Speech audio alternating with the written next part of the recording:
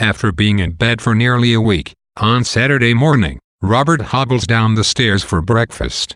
He times his healing so that he can be well enough to move on Saturday and therefore have 2 days of freedom without school. Though Robert does his best to hobble, Haven is not fooled, and immediately after breakfast, the two go out to mend the fence between the Tanner farm and their own.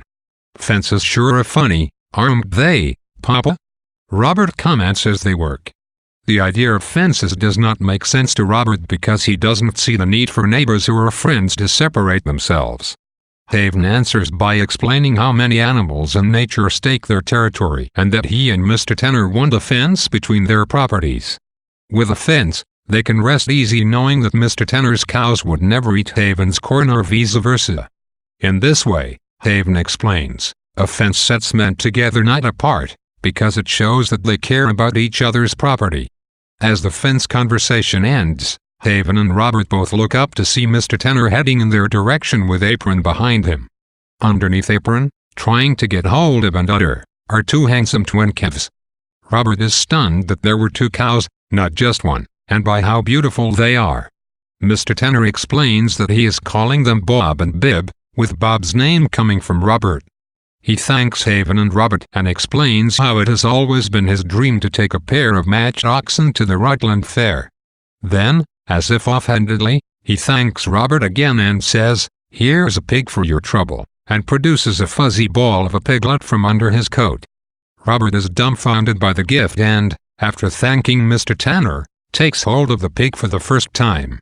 Haven Peck, however, tries to decline the gift, saying, "It's not the Shaker way to take frills for being neighborly." Mr. Tanner, probably expecting opposition from Haven, explains that the gift is a late birthday present, and when Haven still objects, he offers the pig as early payment for help in hitching up the 2 calves in full. Haven accepts, and the pig officially belongs to Robert.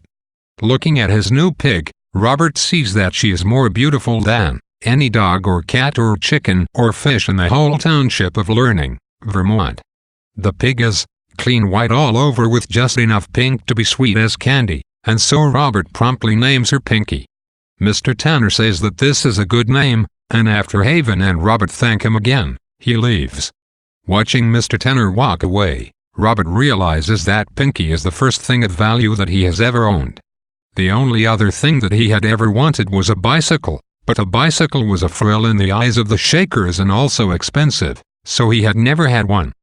Pinky, however, is definitely not a frill. Robert pictures her in a year with 12 piglets, sucking away for Glory Bee,